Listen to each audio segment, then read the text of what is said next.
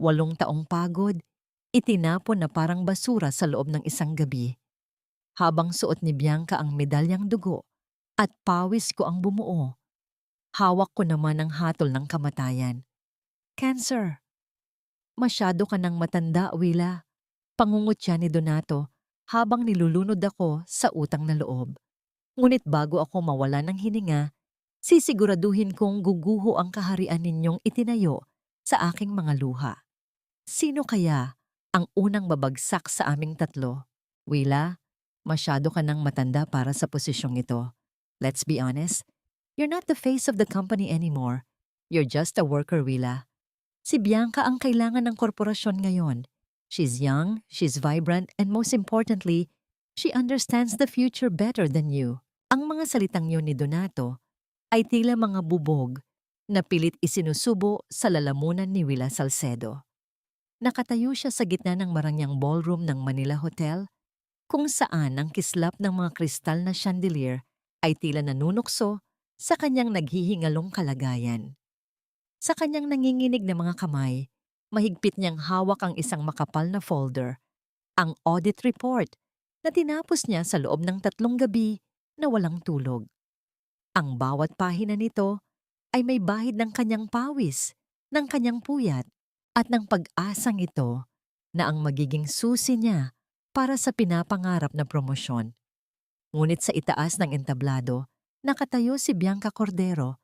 Suot ang isang mamahaling pulang gown, hawak ang tropeo, at ang titulong dapat ay para kay Willa. Hindi nararamdaman ni Willa ang lamig ng aircon sa loob ng bulwagan.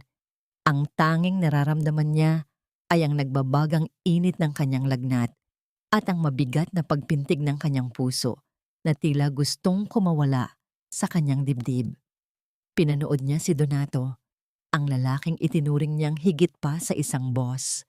Ang taong pinaglingkuran niya ng 18 taon, habang ito ay nakangiting nakikipag-cheers ng champagne kay Bianca. Ang bawat halakhak nila ay tila isang malakas na sampal na paulit-ulit na dumadapo sa kanyang namumutlang mukha. Naramdaman ni Willa ang marahas na pagyanig ng telepono sa kanyang palad. Sa gitna ng malalakas na palakpakan para sa bagong bida, dahan-dahan niyang itinaas ang kanyang cellphone.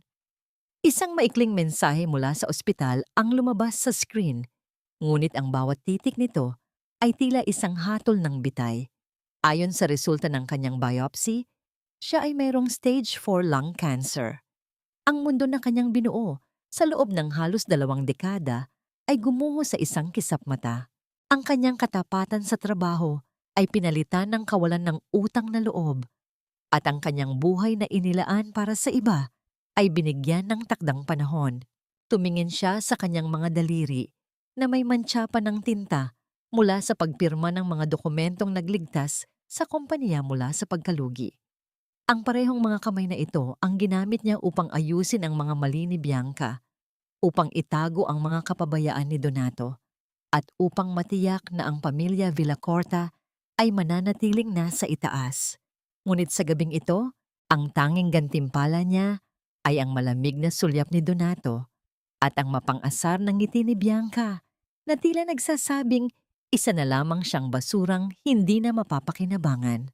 Naramdaman ni Willa ang panunuyo ng kanyang lalamunan at ang unti-unting panlalabo ng kanyang paningin. Ang bawat hininga niya ay tila may kasamang matatalim na karayom na tumutusok sa kanyang baga. Gusto niyang sumigaw, gusto niyang itanong kung bakit sa kabila ng lahat ng kanyang sakripisyo ay ito ang kanyang kahihinatnan, ngunit walang boses na lumalabas sa kanyang mga labi. Ang tanging naririnig niya ay ang mahina at mabilis na pagtibok ng kanyang puso na tila isang orasan na malapit nang tumigil. Sa gitna ng kasiyahan, lumapit si Bianca sa kanya. May dalang baso ng alak at may pekeng malasakit sa mga mata. Ate Willa, huwag ka namang malungkot. You can still support me from the back. Alam mo naman na ikaw ang mentor ko, di ba? Huwag mo nang ipilit ang sarili mo sa spotlight. Baka mapahiya ka lang. Hindi na nagawang sumagot ni Willa. Dahan-dahan siyang tumalikod, dala ang folder na wala ng halaga, at ang balitang wumasak sa kanyang pagkatao. Habang naglalakad siya palabas ng ballroom, ang bawat hakbang niya ay tila isang paglisan mula sa mundong naging kulungan niya sa mahabang panahon. Sa labas ng hotel, sinalubong siya ng malakas na buhos ng ulan na tila nakikiramay sa kanyang pagdadalamhati. Ang lamig ng tubig na dumadaloy sa kanyang balat ay hindi maihahambing sa lamig ng katotohanang hinaharap niya. Tumayo siya sa gilid ng kalsada, basang-basa, habang pinagmamasdan ang mga sasakyang mabilis na dumadaan. Ang liwanag ng mga sasakyan ay tila mga bituing hindi niya kailanman maaabot. Sa kanyang isipan, paulit-ulit na naglalaro ang tanong na tila isang multong hindi siya tatantanan. Kung bukas ay titigil na ang paghinga ko, mayroon bang iiyak para sa akin? O ang tanging maiiwan ko lamang ay ang mga file sa computer na madali nilang mabubura? Pumasok ang liwanag ng umaga sa bintana ng opisina. Ngunit para kay Willa, ang bawat sinag ng araw ay tila mga karayom na tumutusok sa kanyang pagkatao. Sa loob ng 18 taon, siya ang palaging nauunang dumating sa gusaling ito, dala ang pangarap na balang araw ay makikita rin ang kanyang halaga. Ngunit ngayong umaga, ang kanyang mesa na dati ay puno ng maayos na mga dokumento ay tila naging isang banyagang lupain. Nadatnan niya si Bianca na nakaupo na sa kanyang silya, abala sa pag-aayos ng mga gamit na halatang bago at mahal. Ang pamilyar na amoy ng kape na dati ay nagbibigay sa kanya ng lakas ay tila naging lason na nagpapakulo sa kanyang sikmura. Hindi pa man nakakapagsalita si Willa ay naramdaman na niya ang marahas na pag-ubo na pilit niyang sinusuwa po sa pamamagitan ng pagtakip ng panyo sa kanyang mga labi. Ang bawat pag-ubo ay tila isang paalala ng lihim na sakit na unti-unting kumukuha sa kanyang hininga. "Oh, Ate Willa, nandyan ka na pala." Wika ni Bianca nang hindi man lamang tumitingin sa kanya. Ang boses nito ay puno ng tamis na may kasamang pait ng pangungutya. "I hope you don't mind, pero inilipat ko na ang mga lumang files mo sa bodega. Donato said I need more space since I'll be handling the big accounts now. At nga pala, can you make me some coffee? I like it with less sugar, you know that, right?" Nanatiling tahimik si Willa. Ang kanyang mga daliri ay mariing nakakapit sa strap ng kanyang luma at kupas na bag. Tumingin siya sa paligid, sa mga kasamahan sa trabaho na dati ay tinuturuan niya at tinutulungan sa tuwing nagkakamali ang mga ito. Ngayon, ang lahat ay nakayuko. Iniiwasan ng kanyang mga mata na tila ba ang kanyang kabiguan ay isang nakakahawang sakit. Ang sakit sa kanyang dibdib ay hindi na lamang dahil sa cancer. Ito ay dahil sa katotohanang ang lahat ng kanyang itinanim na kabutihan ay tila tinangay na ng hangin. Dahan-dahan siyang lumapit sa kanyang dating mesa upang kunin ang isang maliit na frame ng larawan. Ang larawan ng kanyang mga magulang na pumanaw na. Ngunit bago pa niya ito mahawakan, mabilis itong kinuha ni Bianca at inilagay sa loob ng isang kahon ng basura. "Ate, let's be professional. Masyadong makalat ang mga personal things dito sa main office," sabi ni Donato. "Kailangan nating maging modern at sleek ang image." Dagdag pa ni Bianca habang tila ba naglilinis ng dumi sa kanyang mamahaling lamesa. Sa sandaling iyon, pumasok si Donato sa silid. Hindi man lamang nito tinapunan ng tingin si Willa. Dumiretso ito kay Bianca at hinawakan ang balikat nito sa paraang tila isang ama na ipinagmamalaki ang kanyang anak. "Good job on the report, Bianca. I told you, you're the future of Villacorta Logistics." "Willa, bakit nakatayo ka pa dyan? Marami pang pending tasks sa audit department. Huwag mong sayangin ang oras na ipinapasweldo sa iyo ng kumpanya." Ang bawat salita ni Donato ay tila isang malakas na tunog ng kampana na naghuhudyat ng kanyang katapusan. Ang lalaking minsang nangako sa kanya na hindi siya pababayaan ay siya ring unang nagtulak sa kanya sa bangin. Ramdam ni Willa ang panginginig ng kanyang buong katawan. Hindi dahil sa lamig, kundi dahil sa matinding pagpipigil na Huwag bumagsak ang kanyang mga luha sa harap ng mga taong walang puso.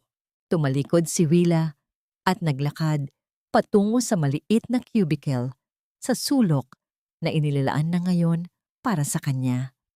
Habang inilalagay niya ang kanyang mga gamit, naramdaman niya ang muling panginginig ng kanyang telepono sa loob ng bulsa. Isang hindi kilalang numero ang tumatawag. Sa takot na baka ito ay mula sa ospital tungkol sa kanyang huling bayarin, nag-atubili siyang sagutin ito. Hello? Si Willa Salcedo ba ito? Ang boses ng isang lalaki sa kabilang linya ay seryoso at tila may halong pagmamadali. Ito si Dr. Emilio Rivas. May kailangan tayong linawin tungkol sa records mo, Willa. I've been reviewing the lab results from yesterday at may nakita akong hindi tugma sa system. Kailangan mong pumunta rito sa lalong madaling panahon. Napatigil ang mundo ni Willa. Ang ingay ng mga keyboard at ang tawanan ni Donato at Bianca sa kabilang bahagi ng opisina ay tila biglang nawala. Ang tanging naririnig niya ay ang mabilis at malakas na tibok ng kanyang puso na tila gustong sumabog. Ang pag-asa at takot ay sabay na gumuhit sa kanyang isipan, na tila isang daluyong na handang tangayin ang lahat ng kanyang natitirang lakas. Doc, ano po ang ibig ninyong sabihin? Bulong ni Willa, habang ang kanyang paningin ay nakapako sa refleksyon ng kanyang sarili sa salamin ng bintana. Isang babaeng tila anino na lamang ng kanyang nakaraan. May mali ba sa resulta? Mamamatay na ba ako? Ngunit ang tanging sagot ni Dr. Emilio ay isang mabigat na buntong hininga na tila may dalang malalim na sikreto. Hindi ito basta-bastang pagkakamali, Willa. Mas mabuting dito na natin pag-usapan. Huwag kang magsasabi kahit kanino, lalo na sa mga kasama mo sa trabaho. Ibinaba ang tawag. Nanatiling nakahawak si Willa sa kanyang telepono habang ang malamig na pawis ay dumadaloy sa kanyang noo. Tumingin siya kay Bianca na abala sa pagtawa at kay Donato na tila nakalimutan na ang kanyang pangalan. Sa gitna ng dilim na bumabalot sa kanyang buhay, isang maliit na mitya ng katanungan ang nagsimulang mag-alab. Isang katanungan na maaaring magpabago sa lahat ng kanyang nalalaman tungkol sa kanyang sarili at sa mga taong pinagkatiwalaan niya ng kanyang buhay. Matagal na tinitigan ni Willa ang puting papel na nasa kanyang harapan. Ito ay isang maikling liham, ngunit bawat salitang nakasulat doon ay tila isang mabigat na tipak ng bato na kinuha mula sa kanyang dibdib. Sa loob ng 18 taon, ang tanging alam niya ay ang magsilbi, ang sumunod, at ang magtiis. Ngunit habang nararamdaman niya ang hapdi sa kanyang baga sa bawat paghinga, napagtanto niya na ang katapatan niya ay isa lamang tanikala na siya mismo ang nagsuot sa kanyang sarili. Dahan-dahan siyang tumayo, bit-bit ang huling piraso ng kanyang dangal. Naglakad siya patungo sa opisina ni Donato. Ang silid na may malalaking salamin na nakatanaw sa buong syudad ng Maynila. Sa bawat hakbang, naririnig niya ang marahang pagkiskis ng kanyang mga sapatos sa sahig. Isang tunog na tila nagbibilang ng kanyang mga nalalabing sandali sa lugar na ito. Pagdating niya sa pintuan, huminga siya ng malalim. Pilit na pinapakalma ang kanyang nanginginig na mga kamay bago dahan-dahang kumatok. Pasok! Ang malamig na tinig ni Donato ay umalingaw-ngaw mula sa loob. Nadatna ni Willa si Donato na nakasandal sa kanyang mamahaling silya, tila isang haring pinagmamasdan ang kanyang kaharian. Nang makita siya nito, isang mapanguyam na ngiti ang sumilay sa mga labi ng lalaki. Willa, I hope you're here for the tax audit updates. Bianca told me you're a bit slow today. Isama mo na rin ang mga reports para sa BIR. Kailangan natin yan bago matapos ang linggo. Walang imik na inilapag ni Willa ang puting papel sa ibabaw ng lamesang gawa sa mahogany. Sir, ito na po ang resignation letter ko. Agaran po ang pag-alis ko dahil sa maselang kalagayan ng aking kalusugan. Saglit na namayani ang nakabibinging katahimikan sa loob ng silid. Tiningnan ni Donato ang papel. Pagkatapos ay tumingin siya kay Willa na tila hindi makapaniwala sa kanyang narinig. Ang kanyang tawa ay dahan-dahang kumalat sa silid. Isang tunog na walang bakas ng saya, kundi puno ng pangungutya. Resignation? Are you joking, Willa? Tumayo si Donato at dahan-dahang lumapit sa kanya. Ang bawat hakbang nito ay tila isang banta. Saan ka pupunta? Sino ang tatanggap sa isang katulad mo na mahina na at tumatanda? Nakakalimutan mo na ba kung sino ang kumuha sa'yo noong wala kang makain? Noong namatay ang mga magulang mo at wala kang matakbuhan, sino ang nagbukas ng pinto para sa'yo? Ako, Willa. Ako ang nagbigay sa'yo ng buhay. Naramdaman ni Willa ang pagsikip ng kanyang lalamunan. Ang utang na loob ay ang pinakamabigat na utang na hindi kailanman nababayaran. At alam ni Donato kung paano ito gamitin bilang sandata. Sir, sapat na po ang 18 taon na ibinigay ko sa kumpanya. Mahinang sagot ni Willa habang ang kanyang boses ay tila isang manipis na sinulid na malapit ng maputol. May sakit po ako. Kailangan ko ng magpahinga. Sakit! We all have problems, Willa. Everyone is tired. Biglang kinuha ni Donato ang liham at sa isang iglap, narinig ang malutong na tunog ng pagkapunit ng papel. Ang bawat hibla ng dokumento ay naghiwalay. Tila ba ang kalayaan ni Willa ay pinipilas din sa kanyang harapan. Isinabog ni Donato ang mga piraso ng papel sa mukha ni Willa. You don't get to leave until I say so.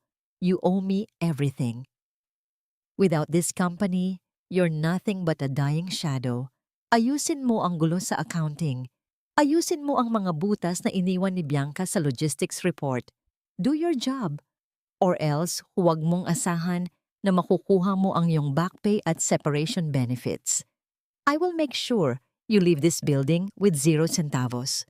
Nakatitig lamang si Willa sa mga pira-pirasong papel na nalalaglag sa sahig, tila mga tuyong dahon sa gitna ng tagtuyot. Ang galit na dati ay itinatago niya sa kaibuturan ng kanyang puso ay unt-unting naging isang malamig na apoy. Hindi siya makapaniwala na ang taong itinuring niyang tagapagligtas ay siya ring magiging tagabitay niya sa huling sandali. So, what's it going to be, Willa? Bulong ni Donato habang ang kanyang hininga ay malapit na sa mukha ng babae. Magsisilbi ka ba sa akin hanggang sa huling hininga mo? O lalabas ka sa pintong yan na isang pulubi at walang mapupuntahan? Hindi sumagot si Willa. Dahan-dahan niyang tiningnan ang mga mata ni Donato, ang mga matang puno ng kasakiman at kawalan ng puso. Sa sandaling iyon, napagtanto niya na ang tunay na lason sa kanyang buhay ay hindi ang cancer na nasa loob ng kanyang baga, kundi ang mga taong nakapaligid sa kanya. Tumalikod siya nang hindi nagsasabi ng anumang salita. Habang palabas siya ng opisina ni Donato, naramdaman niya ang muling paghapdi ng kanyang dibdib. Ngunit kasabay nito ay ang isang matibay na desisyon. Kung ang tanging natitira na lamang sa kanya ay oras, hindi niya hahayaang ang bawat segundo nito ay manatiling pag-aari ng isang demonyong nagtatago sa likod ng magarang suit. Dahan-dahang inayos ni Willa ang kanyang mga gamit sa loob ng isang maliit na kahon ng sapatos. 18 taon ng katapatan, 18 taon ng pagsasakripisyo, ngunit ang lahat ng ito ay nagkasya lamang sa isang maliit at lumang karton. Habang inilalagay niya ang kanyang stapler, ang kanyang paboritong tasa, at ang ilang mga lumang notebook, ramdam niya ang mapanghusgang katahimikan ng buong opisina. Ang mga kasamahan niyang dati ay lumalapit sa kanya para humingi ng tulong ay tila mga estatwang walang naririnig at walang nakikita. Lumapit si Bianca, dala ang isang baso ng juice at sumandal sa gilid ng cubicle ni Willa. Ate, sigurado ka na ba talaga? Sayang naman ang benefits kung aalis ka ng ganyan lang. Pero sa bagay, baka mas kailangan mo na talagang magpahinga bago ka tuluyang, alam mo na, mawalan ng silbi. Hindi tumingin si Willa. Pinunasan niya ang alikabok sa kanyang huling gamit, isang magandang fountain pen na regalo sa kanya noong unang taon niya sa trabaho. Nakita niya ang isang batang intern sa katabing desk na umiiyak ng tahimik dahil sa takot kay Bianca. Lumapit si Willa at marahang inilapag ang bolpen sa ibabaw ng lamesa ng bata. Gamitin mo ito. I-record mo ang lahat ng katotohanan. Huwag mong hahayaang nakawin nila ang boses mo. Bulong niya bago tuluyang binuhat ang kanyang kahon. Naglakad si Willa patungo sa elevator. Ang bawat hakbang niya sa makintab na sahig ng Villacorta Logistics ay tila isang pagbaklas sa mga bahagi ng kanyang sarili na iniwan niya sa lugar na ito. Pagdating sa lobby, ang tanging tumingin sa kanya nang may pagkilala ay si Mang Mario, ang matandang security guard. "Ma'am Willa, aalis na ho ba kayo?" Tanong nito na may bakas ng lungkot sa boses. "Oho, Mang Mario. Magbabakasyon na ako ng matagal." Sagot ni Willa na may kasamang pilit ng ngiti. Marahang tinapik ng gwardiya ang kanyang sombrero bilang paggalang, isang maliit na kilos na mas mabigat pa sa lahat ng parangal na tinanggap ni Bianca kagabi. Sa paglabas niya ng gusali, sinalubong siya ng isang madilim na langit. Ang hanging dala ng paparating na bagyo ay humahampas sa kanyang manipis na balat. Tila pilit siyang itinataboy palayo. Ang bawat patak ng ulan na nagsimulang mahulog mula sa langit ay gumuguhit sa kanyang mukha, humahalo sa mga luhang hindi na niya napigilang bumagsak. Habang naglalakad siya sa gilid ng kalsada, ang bigat ng kahon na kanyang dala ay tila nadadagdagan sa bawat segundong lumilipas. Naramdaman ni Willa ang muling paghapdi ng kanyang baga. Ang bawat hininga niya ay tila isang pakikipaglaban sa libu-libong matatalim na karayom. Ang kanyang paningin ay nagsimulang maglaro. Ang mga ilaw ng mga sasakyan ay nagmistulang mga malalabo at makukulay naman siya sa gitna ng kadiliman.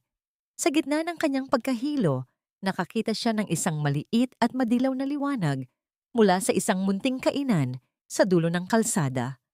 Amoy ng mainit na luya at bawang ang humahalimuyak sa hangin, tila isang mahinang tawag ng isang tahanan na hindi niya kailanman nakilala. "Kailangan ko lang makarating doon," bulong niya sa kanyang sarili, habang ang kanyang mga tuhod ay unti-unti nang nangangatog. Ang ulan ay naging isang marahas na buhos, nilulunod ang tunog ng lungsod, at tanging ang mabilis na tibok ng kanyang puso ang naririnig niya sa kanyang mga tainga. Nang marating niya ang tapat ng kainan, ang kanyang lakas ay tuluyan ng pumanaw.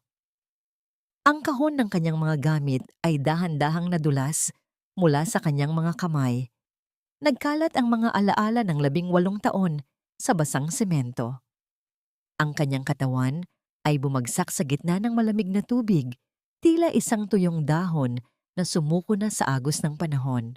Bago tuluyang magdilim ang lahat, naramdaman niya ang isang pares ng malalakas at mainit na mga kamay na sumalo sa kanyang ulo.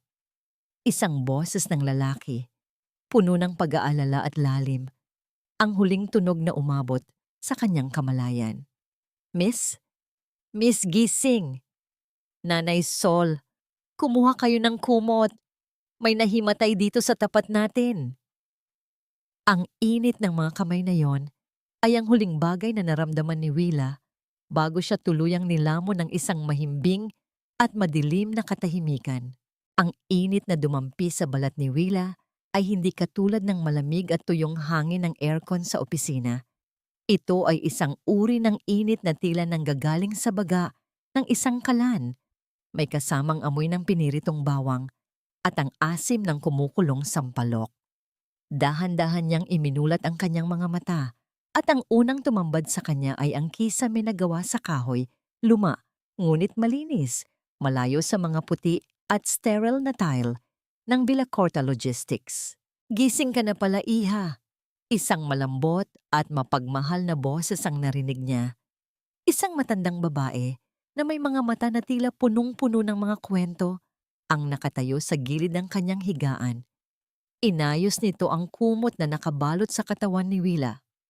"Huwag kang biglang babangon. Mataas pa ang lagnat mo kagabi nang makita ka ng anak ko sa labas." "Nasaan? Nasaan po ako?" Mahinang tanong ni Willa habang pilit na inaalala ang mga huling sandali bago siya nilamon ng dilim.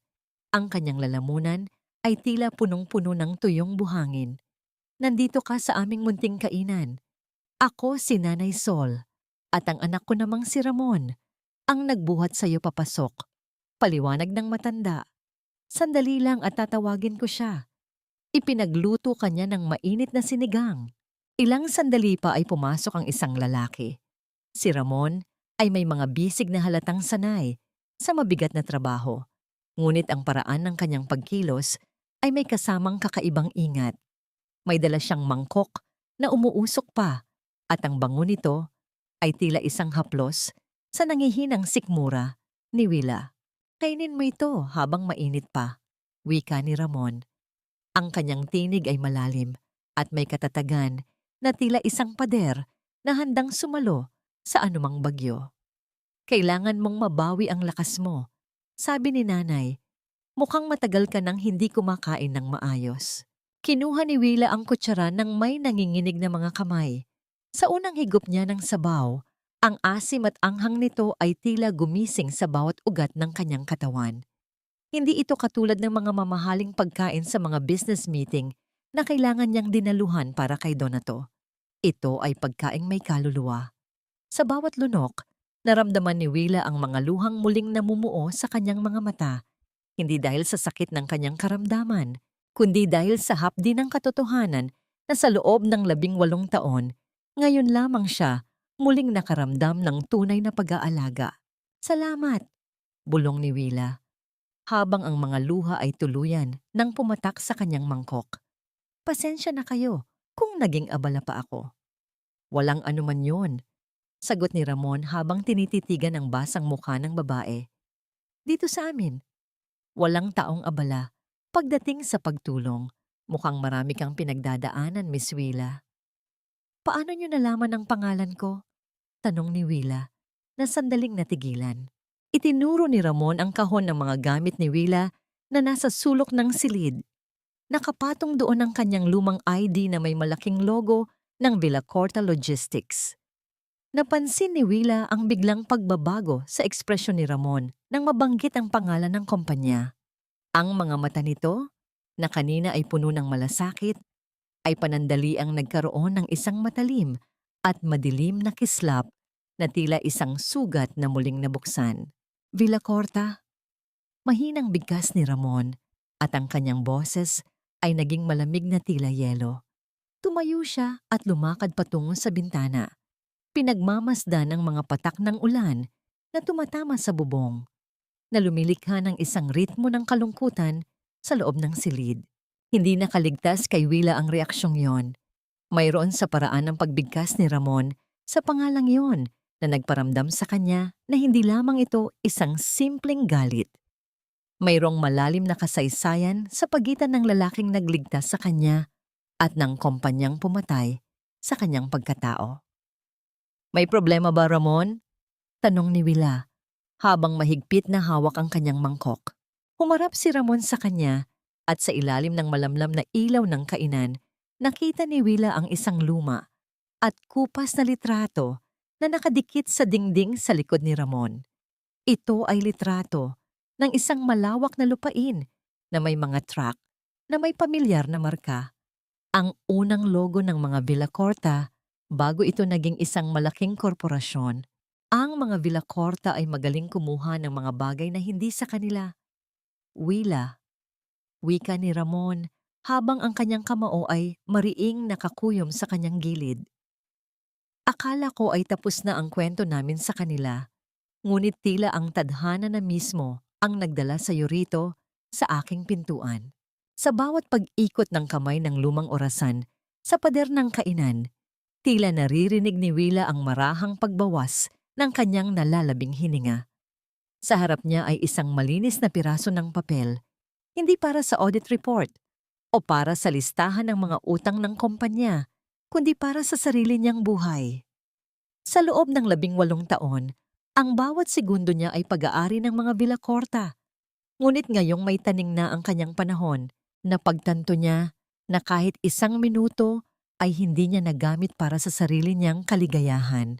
Dahan-dahang gumalaw ang kanyang kamay upang isulat ang unang pangarap sa kanyang listahan.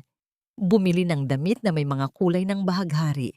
Sa opisina, palaging itim, abo o puti ang kanyang suot. Mga kulay na hindi nakakaabala. Mga kulay na madaling itago sa dilim. Isinunod niya ang makita ang dagat sa Palawan. At ang huli, na tila pinakamahirap gawin, matulog ng walang takot sa bukas. Pumasok si Ramon sa silid. Bit-bit ang isang baso ng sariwang katas ng prutas. Napansin niya ang seryosong mukha ni Willa at ang papel na nasa harapan nito. Hindi siya nagtanong ng direkta. Sa halip ay marahan niyang inilapag ang baso sa tabi ng kamay ng babae. Ang bawat kilos ni Ramon ay may kasamang katahimikan na tila ba naiintindihan niya ang bigat ng bawat titik na isinusulat ni Willa.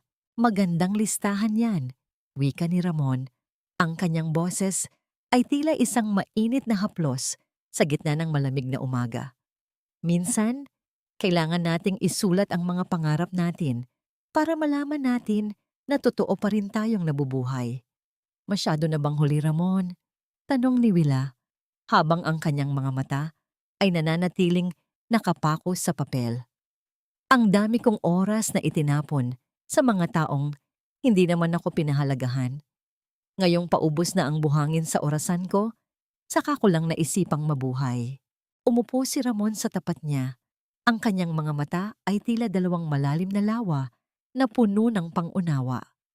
Walang huli sa taong marunong lumingon sa sarili niyang kaligayahan. Ang isang araw na puno ng saya ay mas matimbang kaysa sa 100 taon ng pagtitiis sa dilim. Kung gusto mong bumili ng damit, gawin mo. Kung gusto mong makita ang dagat, sasamahan kita. Isang tipid ng ngiti ang sumilay sa mga labi ni Willa. Sa araw na yon, sa tulong ni Ramon, lumabas si Willa upang gawin ang unang hakbang sa kanyang listahan. Nagpunta sila sa isang maliit na tindahan ng mga damit. Doon, isinuot ni Willa ang isang asul na dress na may mga burda ng maliliit na dilaw na bulaklak. Pagharap niya sa salamin, hindi niya nakita ang pagod na auditor o ang babaeng may sakit. Ang nakita niya ay isang babaeng muling natututong huminga. Naramdaman ni Willa ang init ng araw sa kanyang balat habang naglalakad sila ni Ramon sa isang parke. Ang bawat tawa ng mga batang naglalaro at ang marahang paghampas ng hangin sa mga puno ay tila mga himig na ngayon lamang niya narinig ng malinaw. Sa sandaling iyon, nakalimutan niya ang sakit sa kanyang baga. Nakalimutan niya ang puot kay Donato. Ang tanging mahalaga ay ang init ng kamay ni Ramon na paminsan-minsan ay dumidikit sa kanyang braso. Ngunit ang kapayapaang iyon ay tila isang panandaliang panaginip lamang. Sa pagbalik nila sa kainan, naramdaman ni Willa ang muling pag-vibrate ng kanyang telepono sa loob ng kanyang bag.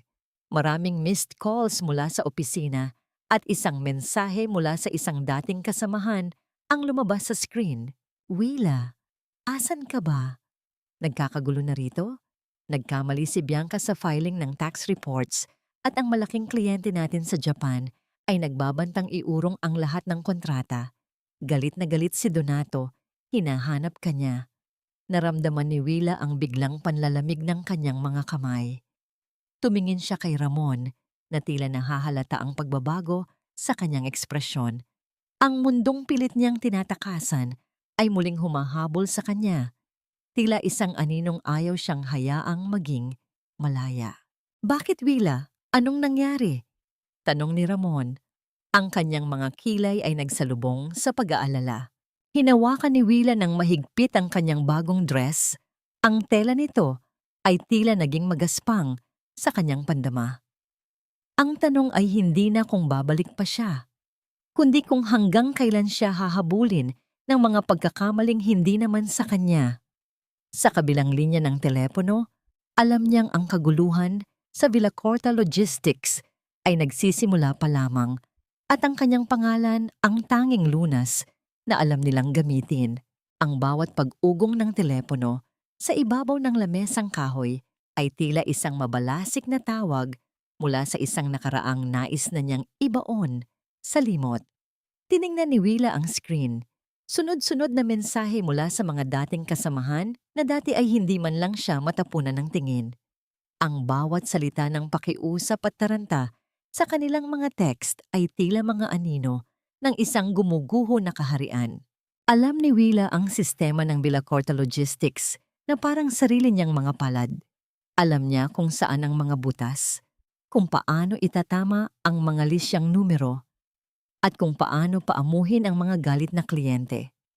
Ngayong wala na siya, ang pundasyong itinayo sa kanyang mga sakripisyo ay nagsisimula na ring mabitak. Hayaan mo silang maghanap sa wala.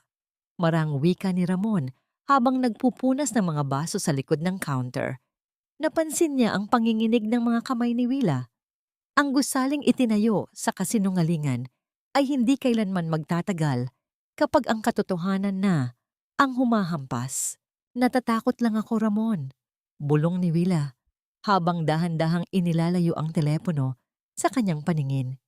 Natatakot ako na baka hindi nila ako hayaang maging tahimik. Kilala ko si Donato, hindi siya sanay na tinatanggihan. Sa halip na sumagot, lumapit si Ramon at kinuha ang isang tumpok ng mga hugasing pinggan. Senyalis ito ng isang ordinaryong buhay, isang simpleng gawain na malayo sa masalimuot na mundo ng audit at logistics. Dito, mas mahalaga ang malinis na plato kaysa sa malinis na record ng isang korporasyon. Halika, tulungan mo ako. Masarap sa pakiramdam ang makita ang dumi na unti-unting nawawala sa ilalim ng umaagos na tubig. Tumayo si Willa at lumapit sa lababo. Habang nararamdaman niya ang madulas na sabon at ang malamig na tubig sa kanyang mga kamay, nakaramdam siya ng isang uri ng kapayapaan na hindi kayang bayaran ng anumang bonus o promosyon. Ang bawat kiss-kiss ng sponge sa porselana ay tila paglilinis din sa kanyang sariling kaluluwa. Ngunit sa kalagitnaan ng kanilang pagtatrabaho, naramdaman ni Willa na may mga matang nakatingin sa kanya mula sa labas ng kainan. Sa kabilang panig ng kalsada, sa ilalim ng isang puno ng mangga, may isang lalaking nakasuot ng itim na jacket at sombrero. Hindi ito kumikilos. Tila isang estatwang nagmamasid sa bawat galaw ni Willa sa loob ng kainan. Hindi ito ang unang pagkakataon na napansin niya ang presensyang iyon. Noong isang araw, habang namimili sila ng damit ni Ramon, naramdaman na niya ang parehong pakiramdam. Ang pakiramdam ng isang mangangaso na naghihintay ng tamang pagkakataon. Ramon? Mahinang tawag ni Willa. Ang kanyang tinig ay may halong kaba. Itinuro niya sa pamamagitan ng kanyang mga mata ang lalaki sa labas. Agad na tumigas ang anyo ni Ramon. Ang kanyang mga mata na dati ay puno ng init ay biglang naging matalas na tila isang patalim. Hindi siya nagpakita ng takot. Sa halip, lumabas siya ng kainan dala ang isang basahan. Tila ba maglilinis lamang ng mga lamesa sa labas. Ngunit bago pa man siya makalapit, mabilis na tumalikod ang lalaki at naglakad palayo. Hanggang sa lamunin na ito ng dilim ng eskinita. Bumalik si Ramon sa loob. Ang kanyang mukha ay seryoso at tila may malalim na iniisip. Mukhang hindi lang ang opisina mo ang naghahanap sa iyo, Willa. May mga taong hindi basta-basta susuko hanggat hindi nila nakukuha ang gusto nila. Sino sa tingin mo yon? Tao ba ni Donato? Tanong ni Willa habang nararamdaman ang muling paghapdi ng kanyang dibdib. Ang sakit na tila laging naroon para paalalahanan siya ng kanyang kahinaan. Hindi ko pa alam, pero isa lang ang sigurado ko. Wika ni Ramon habang hinahawakan ng balikat ni Willa upang pakalmahin ito. Hindi kita hahayaang makuha nila ng ganoon lang. Ang lupang ito ay protektado at ang mga taong narito ay hindi marunong bumitaw sa kanilang kapwa. Sa kabila ng mga salita ni Ramon, hindi maalis ni Willa ang kaba sa kanyang dibdib. Sa bawat minutong lumilipas, nararamdaman niya na ang kanyang bucket list ay tila nakikipagkarera sa mga panganib na unti-unting lumalapit. Ang kapayapaang nahanap niya sa munting kainan ay tila isang mabasaging kristal na anumang oras ay maaaring madurog ng isang malakas na hampas ng katotohanan. Sino ang lalaking iyon? At ano ang kinalaman niya sa mga sikretong itinatago ng Villacorta Logistics na tanging si Willa lamang ang nakakaalam. Sa gitna ng katahimikan ng gabi, ang tanging naririnig ni Willa ay ang marahang pagtulo ng tubig mula sa gripo. Isang tunog na tila nagbabanta ng isang paparating na baha na walang sino man ang handang harapin. Ang kapayapaan ng umaga sa munting kainan ni Ramon ay tila isang mabasaging bula na biglang pinutok ng pagdating ng isang marangyang puting sasakyan. Ang usok mula sa tambutso nito ay humalo sa bango ng bagong luto na sinangag, isang lason na pilit pumapatay sa bango ng simpleng buhay. Bumukas ang pinto ng kotse at lumabas si Bianca. Suot ang isang mamahaling itim na dress at salamin sa mata na tila ba diring-diri siyang tapakan ang semento ng eskinita. Dahan-dahan siyang pumasok sa kainan. Ang tunog ng kanyang matutulis na takong sa sahig ay tila mga martilyong tumatama sa pandaman ni Willa. Tinanggal ni Bianca ang kanyang salamin at tiningnan ang paligid ng may halong pangingilabot. Tila ba ang bawat sulok ng kainan ay may dalang mikrobyo. Oh my God! Ate Willa! Is this where you've been hiding? Ang boses ni Bianca ay puno ng sarkasmo. Ang uri ng boses na nagkukunwaring nag-aalala pero punong-puno ng panlalait. I couldn't believe it when the driver pointed at this place. Amoy uling at pawis, ate. Paano mo natatagalang huminga rito? Hindi ba't may sakit ka sa baga? Napatigil si Willa sa pagpupunas ng lamesa. Ang kanyang mga kamay ay mariing nakakapit sa basahan. Pilit na pinapakalma ang sarili sa harap ng babaeng nagnakaw ng kanyang dangal. Anong ginagawa mo rito, Bianca? Hindi ba't dapat ay nasa opisina ka at nagpapakitang gila sa mga kliyente? Tumawa ng mapakla si Bianca at lumapit sa counter. Tila hindi pinapansin ang presensya ni Ramon na tahimik na nagmamasid sa gilid. Don't be so bitter, ate. Nagkakagulo sa office dahil sa mga password na hindi mo iniwan. Donato is furious. He wants you back. Not because he likes you, but because someone has to clean up the mess. So pick up your rags and let's go. Masyado ka nang nagpapakitang tao rito sa mga dukha. Sa sandaling iyon, lumapit si Ramon. Ang kanyang tindig ay tila isang malaking pader na naghihiwalay kay Bianca at Willa. Ang kanyang mga mata ay walang mababakas na takot, tanging isang matalim na paghatol sa kawalan ng modo ng bisita. Ang mga dukha na sinasabi mo ay may mas malinis na puso kaysa sa mga taong nakasuot ng seda, pero amoy nabubulok na budhi. Ang boses ni Ramon ay kalmado, ngunit may dalang bigat na tila isang dambuhala. Wala rito ang hinahanap mo, miss, at mas lalong hindi mo pag-aari ang taong kinakausap mo. Tumingin si Bianca kay Ramon mula ulo hanggang paa, isang mapang-alit na tingin na tila babasura ang kanyang nakikita. And who are you? Isang hamak na tagapagluto? Are you her new boyfriend? Well, Ate Willa, I didn't know your taste had gone this low. From auditing millions to serving plates to strangers. How pathetic! Naramdaman ni Willa ang panginginig ng kanyang buong katawan. Ngunit bago pa siya makapagsalita, kinuha ni Bianca ang kanyang mamahaling designer bag upang kumuha ng isang dokumento. Sa bilis ng kanyang pagkilos, bahagyang bumuka ang bag at doon ay nakita ni Willa ang isang pamilyar na asul na folder. Ito ang orasyonal na audit report na may sariling sulat kamay ni Willa sa mga gilid ng pahina, ang mga ebidensyang nagpapatunay sa mga ilegal na transaksyon ni Donato na balak sana niyang isumbong noon. Napagtanto ni Willa sa sandaling iyon. Hindi lamang ninakaw ni Bianca ang kanyang posisyon, ninakaw din nito ang mga dokumentong magsisilbing proteksyon niya.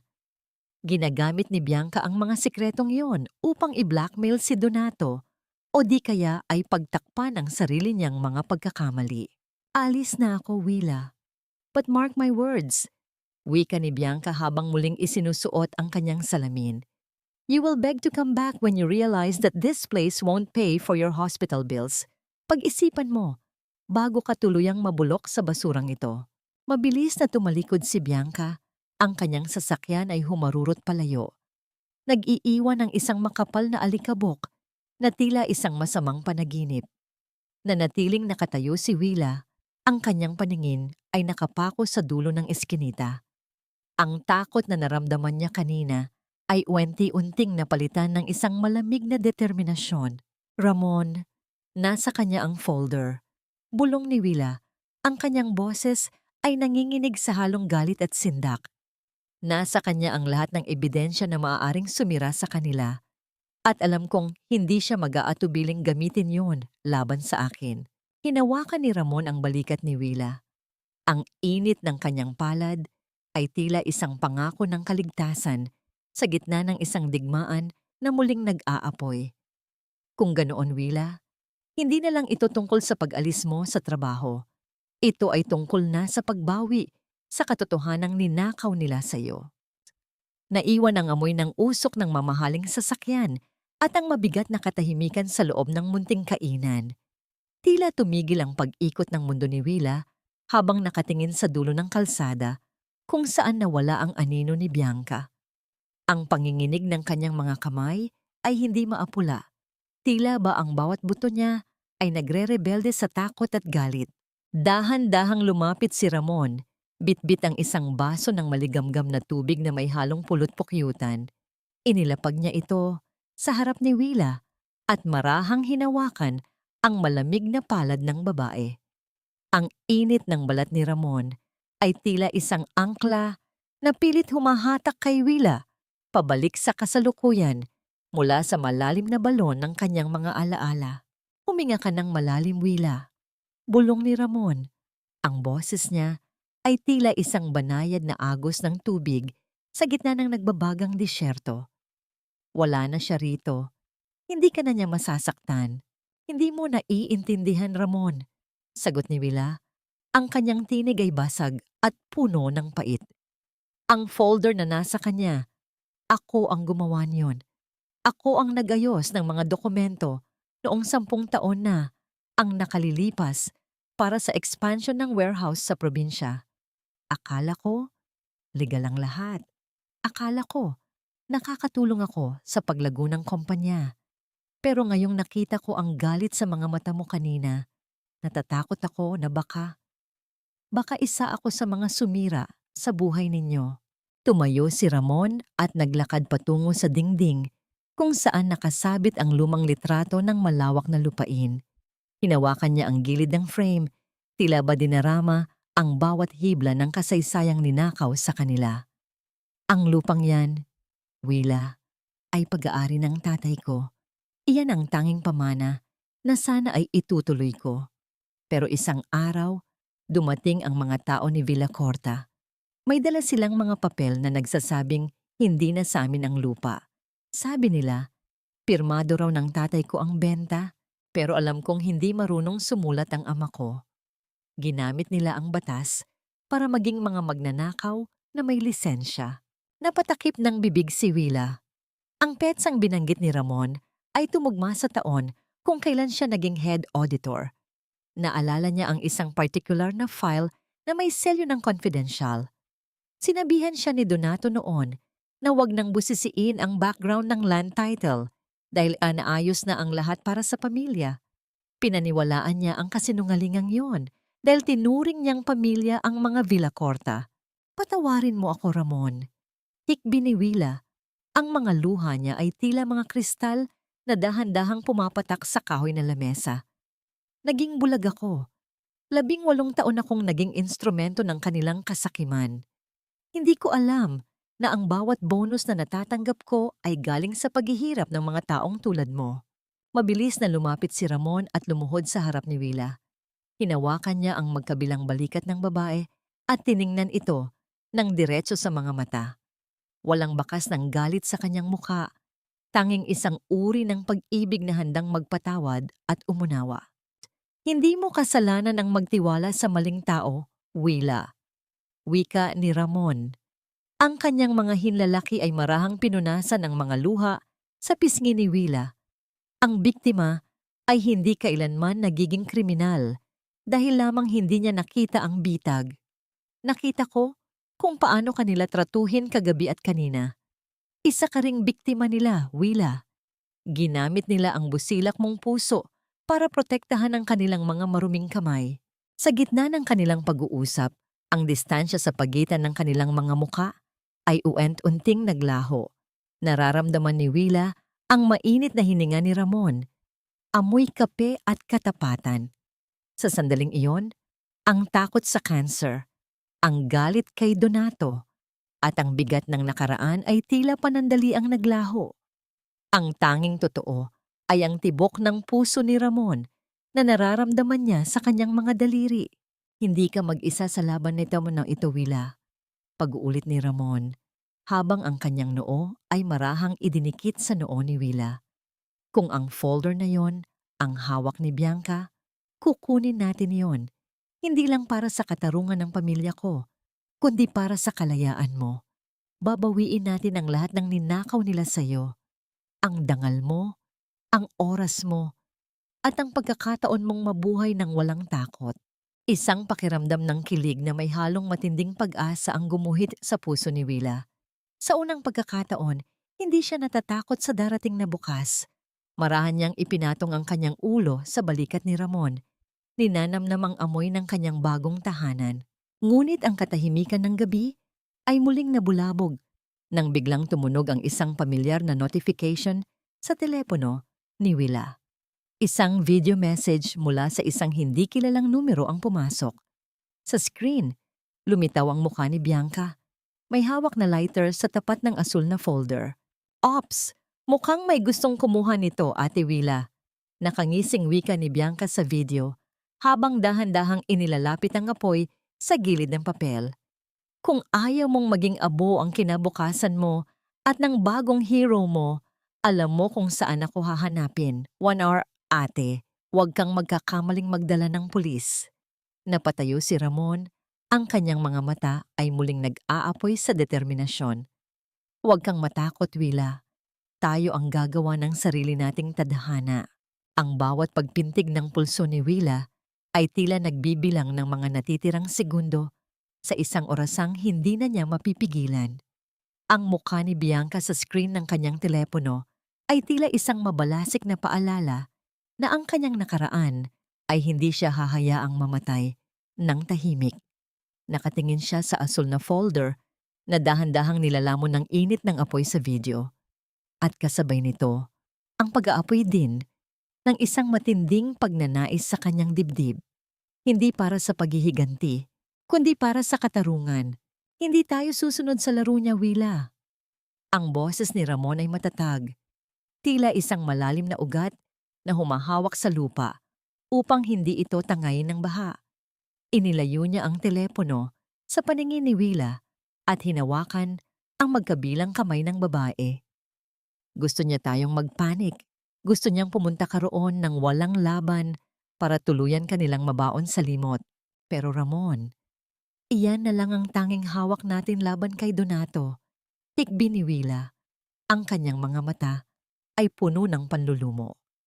Kapag nasunog iyon, mawawalan na ng saysay ang 18 taon ko. Mawawalan ng saysay ang lahat ng sakripisyo ko para sa inyo. Willa, makinig ka sa akin. Seryosong wika ni Ramon. Hindi mo kailangan ang orihinal na papel para patunayan ang katotohanan. Ang katotohanan ay nandito na sa loob mo at sa mga file na sinabi mong na-backup mo bago ka umalis. Ang kailangan natin ay tulong ng isang taong marunong lumaban sa sistema. Sa gitna ng gabi, tinawagan ni Ramon ang isang matalik na kaibigan, si Raul, isang veteranong investigative journalist na dati nang naging kliyente ng kanilang kainan. Sa loob ng madilim na sulok ng munting kainan, habang ang tanging liwanag ay mula sa isang maliit na bumbilya, inilatag ni Willa ang kanyang mga nalalaman. Inilabas niya ang isang maliit na USB drive na itinago niya sa loob ng kanyang medyas noong araw na umalis siya. Ang mga ito ay mga screenshot ng email ni Donato sa mga dummy contractors, paliwanag ni Willa. Ang kanyang tinig ay nagsisimulang magkaroon ng bagong lakas. Ang bawat transaksyon ay may code name. Noong una, akala ko ay normal na operasyon ito. Pero nang pagtabi-tabihin ko ang mga petsa, nakita ko ang pattern. Ang perang nawawala sa mga magsasaka sa probinsya ay napupunta sa isang offshore account sa pangalan ng asawa ni Donato. Si Raul, na tahimik na nakikinig habang nag-aayos ng kanyang salamin, ay tumango ng dahan-dahan. Malaki ito, Willa. Hindi lang ito simpleng pagnanakaw. Ito ay isang organisadong krimen. Pero kailangan nating mag-ingat. Ang mga Villacorta ay may mga mata sa bawat sulok. Sa kabila ng kanilang pagpaplano, hindi nila alam na sa loob ng isang madilim na opisina sa tuktok ng Villacorta Building, si Donato ay nakatitig sa screen ng kanyang sariling computer. Nakita niya ang bawat pagpasok ni Willa sa system noong huling gabi nito. Ang mga bakas na akala ni Willa ay nabura na niya. Ang galit ni Donato ay tila isang bulkang malapit ng sumabog. Ang kanyang mukha, na dati ay puno ng pagpapanggap, ay naging isang maskara ng purong kasamaan. Masyado kang naging matalino para sa sarili mong kapakanan, Willa. Bulong ni Donato sa hangin, habang ang kanyang mga daliri ay mariing nakakuyom sa hawakan ng kanyang silya. Kinuha niya ang kanyang telepono at may tinawagan. Tapusin ang lahat ng bakas. Huwag ninyong hahayaang makarating ang babaeng iyan sa kahit kaninong reporter. Gawin ninyo ang lahat, kahit anong paraan, para manatili siyang tahimik habang buhay. Sa loob ng kainan, naramdaman ni Willa ang isang kakaibang kilabot na gumagapang sa kanyang likuran. Tumingin siya sa bintana at nakita ang mga anino ng mga puno na tila mga kamay na pilit siyang inaabot. Maran siyang lumapit kay Ramon at hinawakan ang braso nito. Ramon, kung sakaling may mangyari sa akin, simula ni Willa, ngunit mabilis na itinakip ni Ramon ang kanyang daliri sa mga labi ng babae. Walang mangyayari sa iyo, Willa. Pangako ni Ramon. Ang kanyang mga mata ay puno ng pag-ibig at determinasyon. Hinding-hindi ko hahayaang makuha kanila. Tapos na ang panahon ng pagtatago mo sa dilim. Ngayon, tayo naman ang magsisindi ng mitsa. Ngunit sa labas ng eskinita, ang marahang paghinto ng isang hindi kilalang sasakyan at ang dahan-dahang pagbukas ng pinto nito ay nagpapahiwatig na ang panganib ay mas malapit kaysa sa kanilang inaasahan. Ang plano ni Willa ay nagsisimula pa lamang, ngunit ang kanyang mga kaaway ay handa ng sunugin ang lahat bago pa sumikat ang araw. Ang lasa ng bakal sa kanyang dila ay hindi na banyaga kay Willa Salcedo. Ngunit sa gabing ito, ang hapdi sa kanyang dibdib ay tila isang mabalasik na apoy na pilit sinusunog ang kanyang natitirang lakas. Sa loob ng madilim na banyo ng munting kainan, nakatitig siya sa puting panyo na hawak niya. Isang panyong ngayon ay nabahiran na ng matingkad na pulang dugo. Ang bawat marahas na pagyanig ng kanyang baga ay tila isang paalala na ang kanyang oras ay uunti-unti nang nauubos, na ang bawat hininga niya ay isang hiram na sandaling kailangan na niyang ibalik. Willa? Iha, ayos ka lang ba riyan? Ang marahang tawag ni Nanay Sol mula sa labas ng pinto ay nagpabalik kay Willa sa realidad. Mabilis na binuksan ni Willa ang gripo upang hugasan ang ebidensya ng kanyang paghihirap. Pinanood niya ang pagdaloy ng tubig kung paano nito tinangay ang pulang mantsa patungo sa imburnal, kasabay ng kanyang mga pangarap na baka mayroon pang bukas para sa kanila ni Ramon. Pinunasan niya ang kanyang bibig at pilit na nag-ayos ng mukha bago dahan-dahang binuksan ang pinto. Nadatnan niya si Nanay Sol na may hawak na baso ng maligamgam na tubig. Ngunit bago pa man makapagsalita si Willa, ang mga mata ng matanda ay nanatiling nakapako sa gilid ng lababo na may naiwan pang maliit na bakas ng dugo. Isang mabigat na katahimikan ang namayani sa pagitan nila, isang katahimikang punong-puno ng pighati at pangunawa. Huwag mong sabihin kay Ramon, Nanay, bulong ni Willa. Ang kanyang tinig ay tila isang naghihingalong huni ng ibon.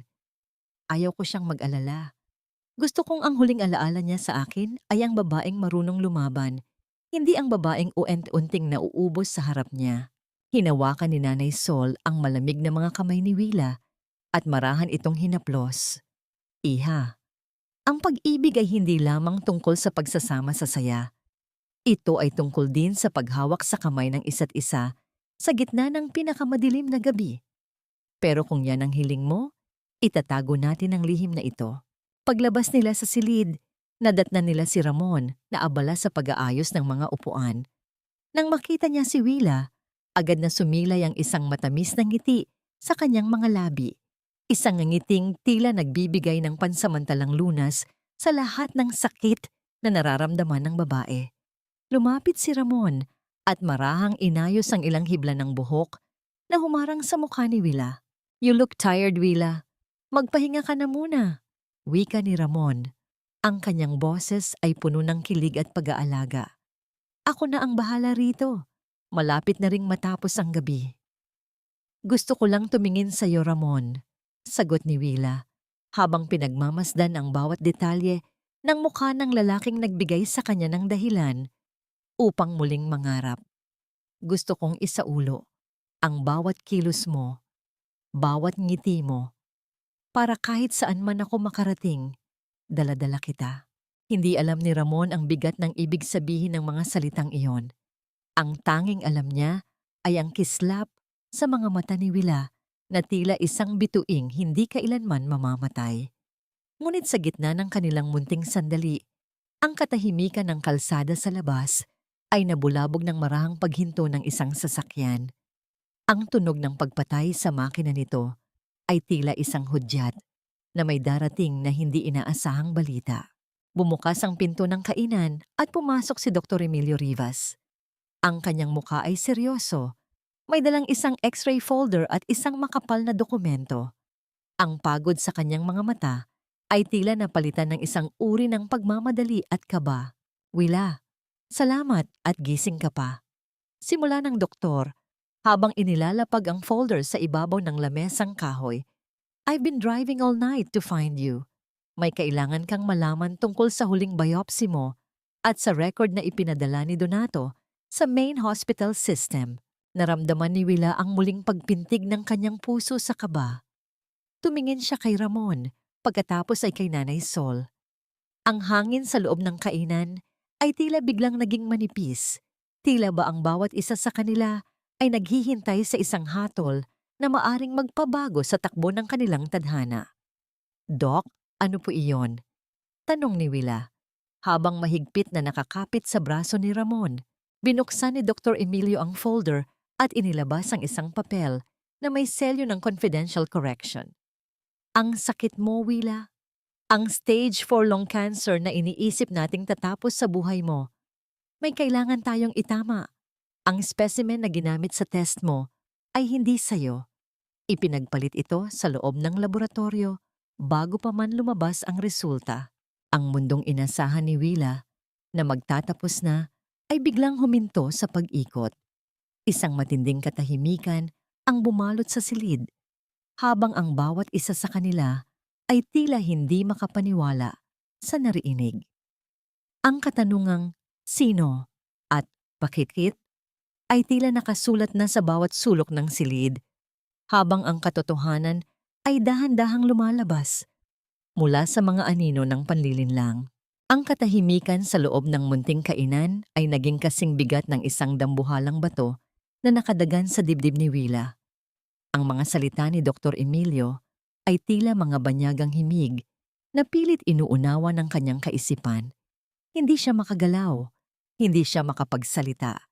Ang tanging naririnig niya ay ang marahang paghampas ng hangin sa mga kurtinang gawa sa katsa at ang sarili niyang hininga na tila biglang naging malaya mula sa isang masikip na hawla.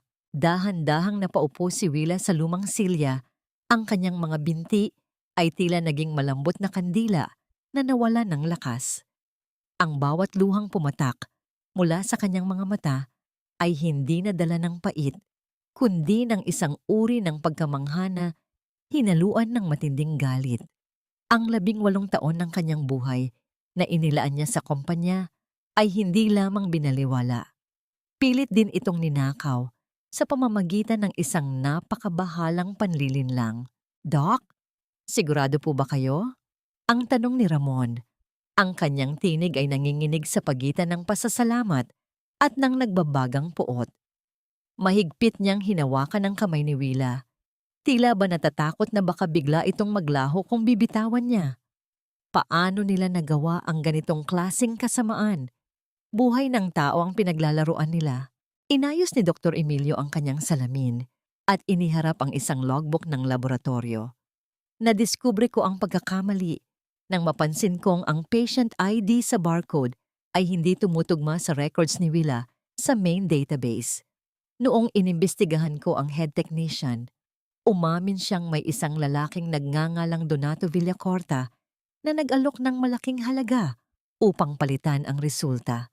Gusto nilang isipin mong mamatay ka na, Willa, para hindi ka na lumaban. Gusto nilang mawalan ka ng pag-asa para pirmahan mo ang anumang dokumentong iabot nila sa'yo. Naramdaman ni Willa ang muling pag-init ng kanyang dugo. Ang pag-ubo niya ng dugo kanina ay hindi dahil sa cancer, kundi dahil sa matinding stress, pagod, at ang unti-unting paghina ng kanyang katawan sa ilalim ng malupit na pamamalakad ni Donato. Ang akala niyang katapusan ay isa lamang palang madilim na plano upang siya ay patahimikin. Ginamit nila ang takot ko, bulong ni Willa, habang ang kanyang mga mata ay nag-aapoy na ngayon sa determinasyon. Ginamit nila ang kahinaan ko para nakawin ang huling piraso ng aking dangal. Akala nila, kapag nalaman kong mamamatay na ako, susuko na lang ako ng walang kibo. Dahan-dahang tumayo si Willa. Ang kanyang tindig ay hindi na tulad ng isang lantang bulaklak. Mayroon na itong katatagan ng isang punong dumaan sa pinakamalakas na bagyo. Tiningnan niya si Ramon at sa ilalim ng malamlam na ilaw ng kainan, nakita nila sa isa't isa ang isang layuning mas malaki pa sa kanilang sariling kaligtasan. "Doc, salamat sa pagpunta rito." Wika ni Willa, ang kanyang boses ay malinaw at puno ng kapangyarihan. "Ngunit may hihilingin ako sa inyo. Huwag ninyong ipapaalam sa kahit kanino na alam ko na ang katotohanan. Hayaan nating isipin ni Donato na matagumpay ang kanyang plano. Hayaan nating isipin niyang unti-unti na akong nauubos." Napakunot ang noo ni Ramon, ngunit maya-maya ay isang maliit na ngiti ang sumilays sa kanyang mga labi. "Gagamitin natin ang sarili nilang bitag laban sa kanila, Willa." "Gusto ni Donato na mamatay ako sa dilim?" Sagot ni Willa habang pinagmamasdan ang asul na folder na hawak ni Dr. Emilio. "Pwes, magpapakita ako sa kanila. Ngunit hindi bilang isang biktima. Ipapakita ko sa kanila na ang taong inakala nilang wala ng bukas ang siyang gigiba sa kanilang kaharian." Sa gitna ng kanilang pagpaplano, isang marahang katok sa pintuan ng kainan ang nagpatigil sa lahat. Ang bawat isa ay tila nagpigil ng hininga. Sa labas, ang anino ng isang lalaking naka-jacket ay muling sumilip sa bintana. Ngunit sa pagkakataong ito, hindi na natatakot si Willa. Dahan-dahan niyang kinuha ang panyo na may bakas pa ng kanyang dugo at itinago ito sa kanyang palad. Habang papalapit ang mga yabag ng hindi kilalang tao, tiningnan ni Willa ang kanyang refleksyon sa salamin, isang babaeng handa nang muling mabuhay kahit na ang buong mundo ay naghihintay sa kanyang libing. Ang pinto ay dahan-dahang bumukas at ang pamilyar na boses ni Bianca ang umalingaw-ngaw sa paligid. "Ate Willa, I know you're in there. Donato wants to give you one last chance to sign the papers bago ka tuluyang mawalan ng lakas." Napatingin si Willa kay Ramon.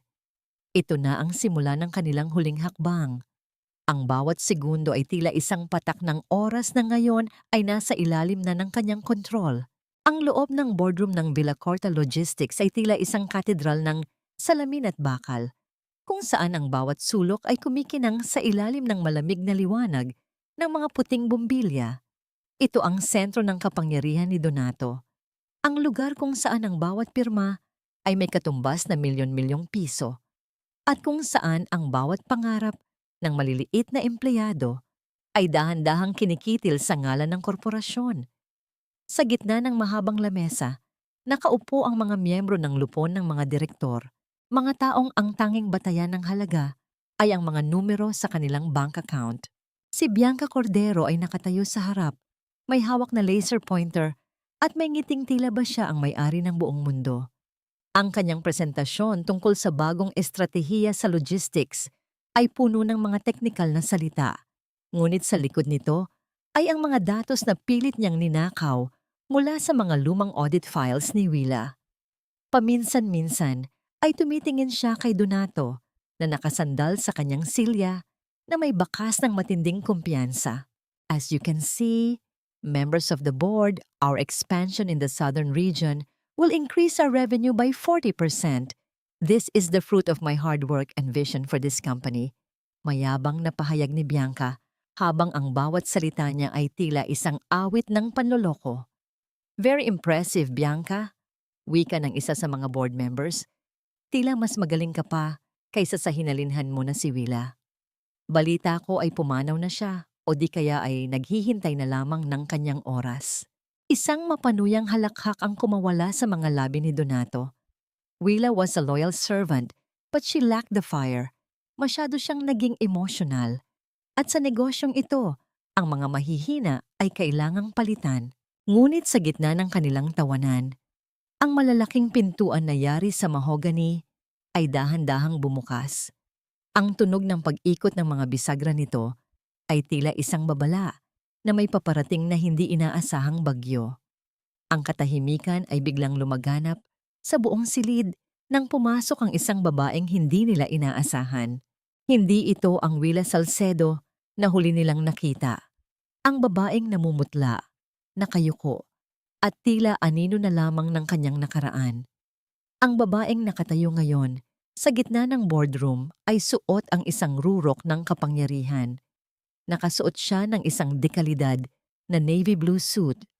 Ang kanyang buhok ay maayos na nakapusod at ang kanyang mga mata ay nag-aapoy sa isang uri ng liwanag na tila nanggagaling sa kailaliman ng kanyang kaluluwa. Ang kanyang balat ay hindi na kulay abo. Mayroon na itong sigla ng isang taong muling natutong huminga. I'm sorry I'm late. Ang boses ni Willa ay umalingaw-ngaw sa buong silid. Malinaw at puno ng awtoridad na tila ba ang bawat pader ay sumasagot sa kanyang tinig. Mukhang may nakalimutan kayong isama sa inyong presentasyon, Bianca. Ang katotohanan, nabitawan ni Bianca ang laser pointer na hawak niya. Ang kanyang mukha ay biglang nawalan ng kulay. Tila ba nakakita siya ng isang multo mula sa kanyang pinakamadilim na panaginip. Willa, anong ginagawa mo rito? Security! Bakit niyo hinayaang pumasok ang babaeng ito? She's sick! She's mentally unstable! Tumayo si Donato. Ang kanyang mga kamao ay mariing nakadiin sa lamesa. Ang kanyang mga mata ay nanlalaki sa gulat at galit. Willa, lumabas ka rito. Wala kang karapatang gambalain ang pagpupulong na ito. You're no longer an employee of this company. Hindi natinag si Willa. Dahan-dahan siyang naglakad patungo sa unahan. Ang bawat hakbang ng kanyang sapatos sa makintab na sahig ay tila isang tunog ng paghatol.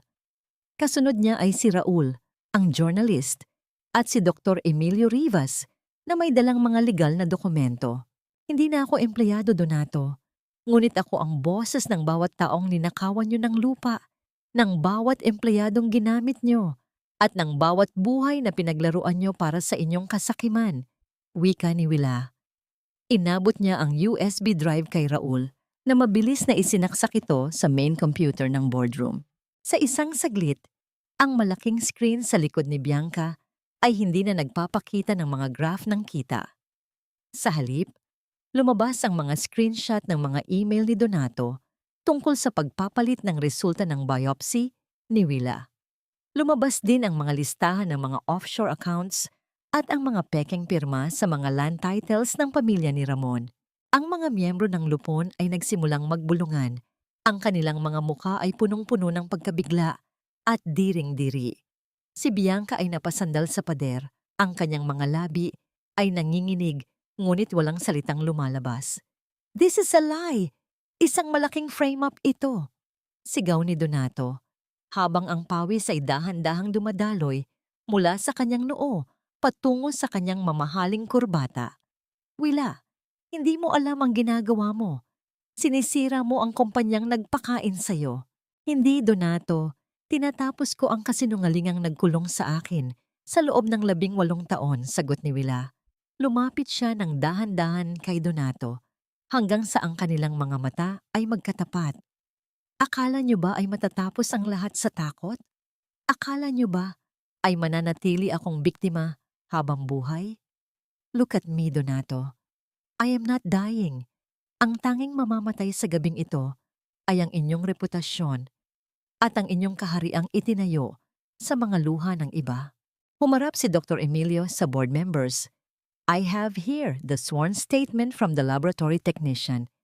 Inamin niya ang partisipasyon ni Donato at Bianca sa pagmanipula ng medical records ni Miss Salcedo. "This is a criminal offense of the highest order." Pumasok ang mga tauhan mula sa National Bureau of Investigation na kanina pa pala naghihintay sa labas. Ang tunog ng pagpasok nila ay tila isang hudyat ng wakas. Mabilis nilang nilapitan si Donato at Bianca. "Donato Villacorta and Bianca Cordero, you are under arrest for fraud, falsification of documents and criminal conspiracy," wika ng opisyal habang inilalabas ang mga gamit para sa paghuli. Habang dahan-dahang iginigit na si Donato palabas ng silid, pilit pa rin itong sumisigaw ng mga pagbabanta. Ngunit sa bawat salitang lumalabas sa kanyang bibig, lalo lamang siyang nagmumukhang kaawa-awa sa harap ng mga taong dati ay yumuyukod sa kanya. Tumigil si Willa sa tapat ni Donato. Dinukot niya mula sa kanyang bulsa ang kanyang lumang identification badge, ang card na may gasgas na at kupas na logo ng Villacorta Logistics. Isang bagay na dati ay itinuturing niyang kayamanan, ngunit ngayon ay isa na lamang paalala ng kanyang pagkabilanggo.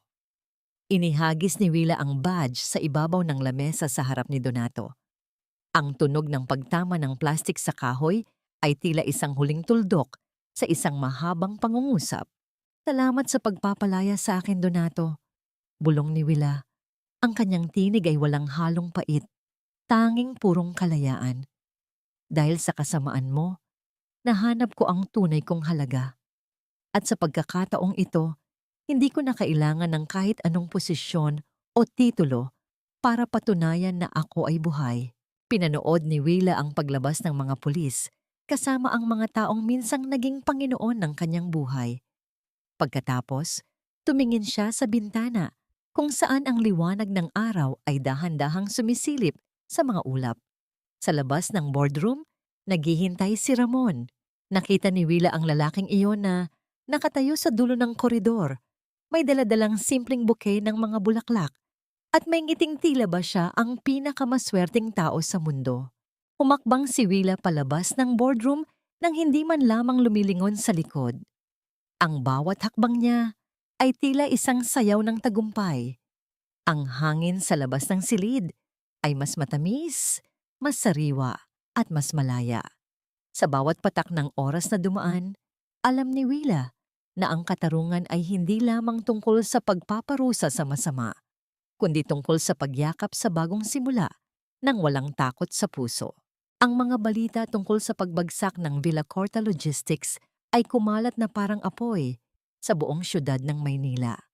Sa loob ng ilang oras matapos ang pagdakip kina Donato at Bianca, ang mga pahayagan at social media ay napuno ng mga larawan ng kanilang pagposas.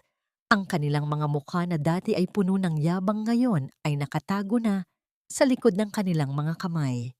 Ngunit sa loob ng munting kainan ni Ramon, ang lahat ay tila nasa isang daigdig na malayo sa ingay ng iskandalo. Ang katahimikan dito ay hindi nakatatakot. Ito ay isang uri ng katahimikang nagpapahintulot sa puso na makarinig muli ng sarili nitong awit. Nakatayo si Willa sa harap ng maliit na salamin sa silid na inilaan para sa kanya. Inalis niya ang kanyang navy blue suit at isinuot ang asul na dress na may mga dilaw na bulaklak. Ang damit na binili nila ni Ramon noong mga araw na iniisip pa niyang siya ay papanaw na. Habang tinitingnan niya ang kanyang sarili, napansin niya ang pagbabalik ng rosas sa kanyang mga pisngi. Ang bigat na dati ay palaging nakadagan sa kanyang mga balikat ay tila tuluyan ng naglaho, pinalitan ng isang pakiramdam ng kagaanan na tila ba maaari siyang tangayin ng hangin patungo sa anumang pangarap na nais niyang abutin. Wila, handa ka na ba? Ang boses ni Ramon ay nanggaling sa labas. May kasamang marahang pagkatok sa pintuan. Binuksan ni Wila ang pinto at sinalubong siya ng isang tanawing hindi niya kailanman pagsasawaan. Nakasuot si Ramon ng isang simpleng puting polo. Ang kanyang mga mata ay nagniningning sa ilalim ng liwanag ng hapon. Lumapit ang lalaki at kinuha ang maliit na bag ni Wila. Ang kanilang mga daliri ay nagtagpo. Isang munting haplos na nagpadala ng isang kuryente ng kilig at seguridad sa buong pagkatao ni Wila. Handa na ako, Ramon, sagot ni Wila. Ang kanyang tinig ay matatag at puno ng pag-asa. Handa na akong makita ang dagat. Hindi na sila nag-aksaya ng oras. Sumakay sila sa lumang sasakyan ni Ramon. Ang makina nito ay umugong ng may kasiglahan habang nilalampasan nila ang mga matatayog na gusali ng Makati at Taguig. Habang lumalayo sila sa semento at aspalto, ang hangin ay nagsimulang magbago. Mula sa amoy ng usok at polusyon, ito ay naging amoy ng basang lupa at mga dahon ng niyog. Ang bawat kilometrong nadaragdag sa kanilang distansya mula sa Villacorta Logistics ay tila isang pahina ng madilim na aklat na tuluyan na nilang isinasara. Pagdating nila sa pampang ng isang tahimik na baybayin, sinalubong sila ng tunog ng marahang paghampas ng mga alon sa maputing buhangin. Ang araw ay dahan-dahang bumababa sa abot-tanaw. Pinipinta ang langit ng mga kulay ng kahel, lila at ginto. Hubad ang mga paa na naglakad si Wila sa buhangin. Dinarama ang bawat butil nito sa pagitan ng kanyang mga daliri. Ito ang Palawan. Ang lugar na dati ay nasa kanyang listahan lamang. Ang lugar na inakala niyang hindi na niya kailanman masisilayan. Dito tayo, Wila, wika ni Ramon habang inilalatag ang isang kumot sa ilalim ng isang puno ng talisay.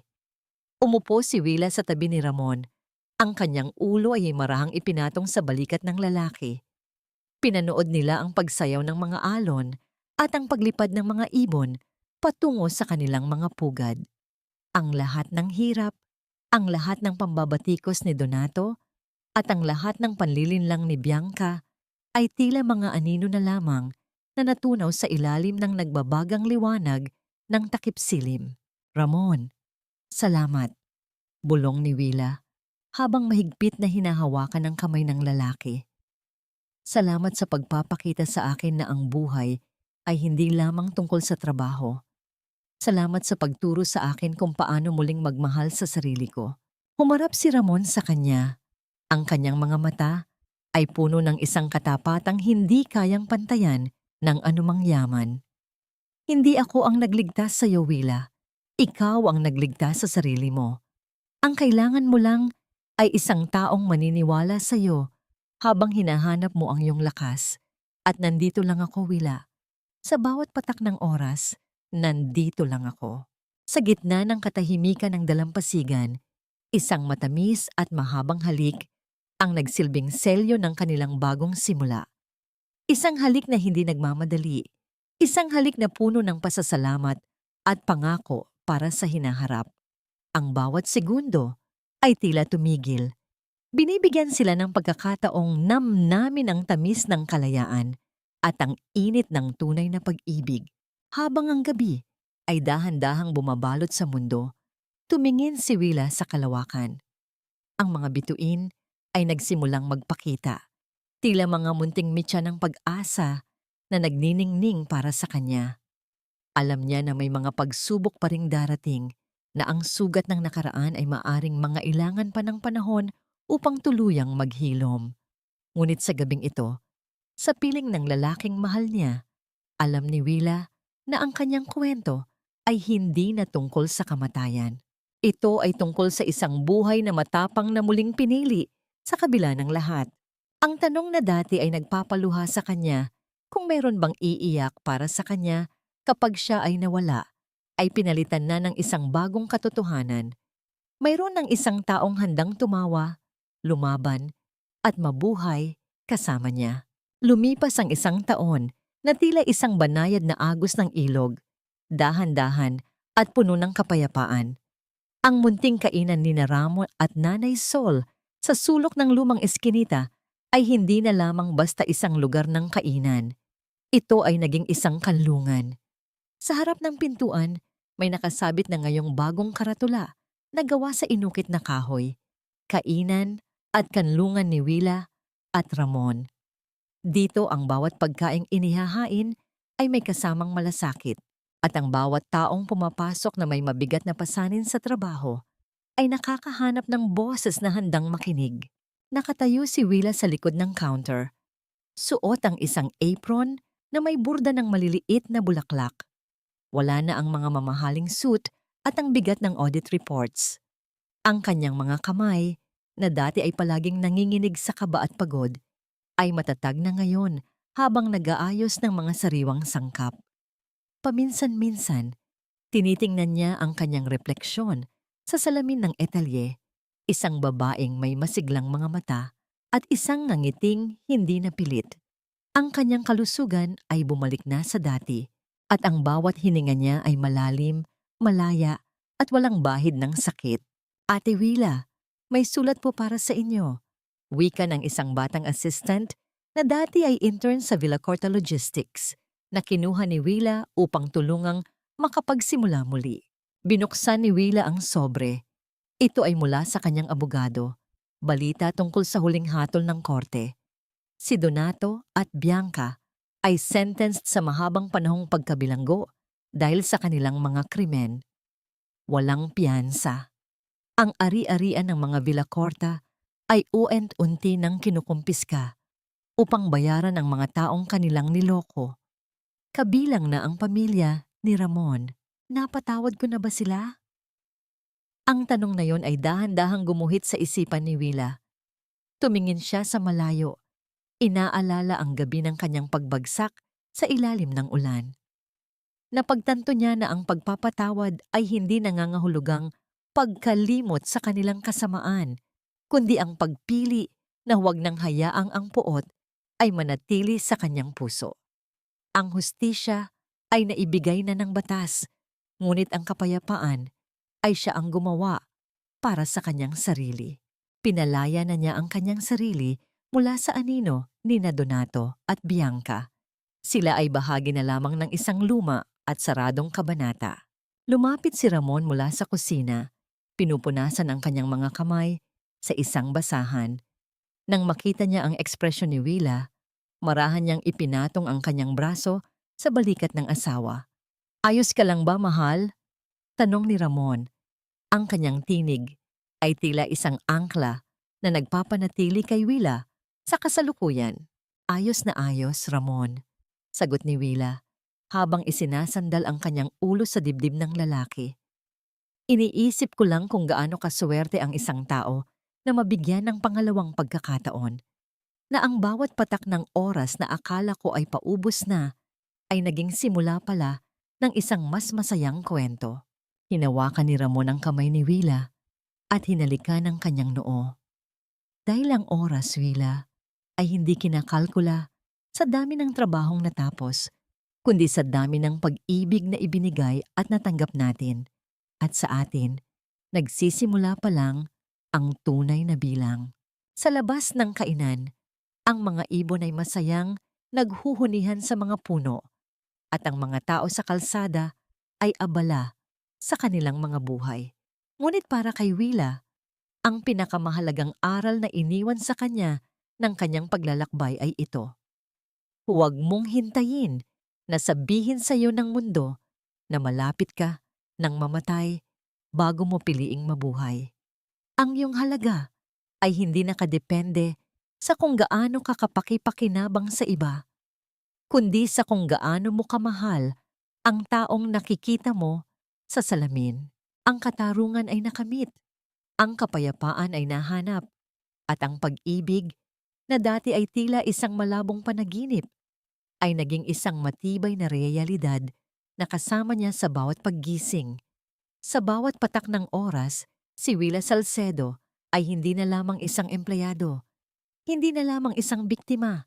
Siya ay isang babaeng buo, malaya, at tunay na maligaya.